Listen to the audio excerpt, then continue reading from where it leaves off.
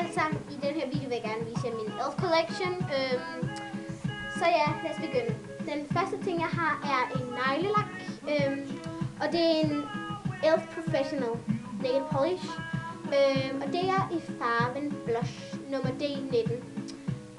Den har kostet 14 kroner, tror jeg. Og den er rigtig god. Og det er sådan en gulagtig farve. Ja, Blush. Okay, og en anden ting jeg har købt er en helt normal mascara. Og det er en Elf Lengthening and Diffing Mascara. Og det er i farven Black nummer... Ja, det er i farven Black i hvert fald. Som I kan se her. Og her ser jeg navnet. Og jeg skal lige sige, I må undskylde, hvis musikken er lidt dårlig kvalitet, men det er fordi, jeg er afspiller den helt siden af mig. Okay, nogle andre ting, jeg har købt, er blandt andet denne her, som I nok kan se, en make-up-børste. Rigtig stor, dejlig og lækker. Det er en Elf Professional Total Face Brush. Og der er ikke så meget at sige om den.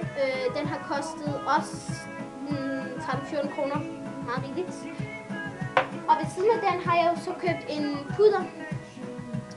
Og det er en Elf Clarifying Pressed Powder. Og i farven Apricot Beige. Jeg ved ikke, hvordan man taler det. Okay. Og så har jeg købt sådan to her, hvilket er læbepomader. Den første her er en Elf Therapeutics Conscience Spell. Det hedder de begge to vist. Og den lilla her er i farven Blackberry, nummer D19. Og den orange her er i farven Orange Cream i nummer D19.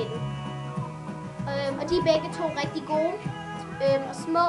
Og det jeg rigtig godt kan lide dem er, at de ligesom blødgør læberne. Og den sidste ting jeg har købt er denne her, hvilket er en Elf All Over Color Stick. Og det har sådan en gullig farve, sådan her. Og den hedder en i farven Toasted nummer D19. Og den er rigtig god. Okay, jeg skruer lige lidt videre.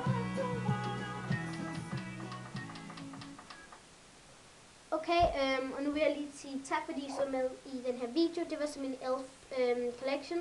Og så vil jeg også sige, hvis I gerne vil have en, en anmelding af nogle af de her ting, så skal I bare skrive, og I må også godt skrive en kommentar. Så hej hej.